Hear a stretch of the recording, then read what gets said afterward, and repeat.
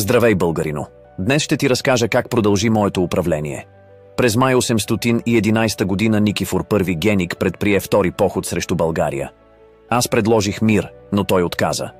Войниците му преминаха източните старопланински проходи и след тежки боеве през месец юли 811 година превзеха и разграбиха столицата Плиска. Аз организирах опълчение, преградих проходите и нанесох решителен удар на Византия във Върбишкия проход. На 26 юли 811 година спечелихме най-голямата победа над византийска армия, като обезглавихме самия император.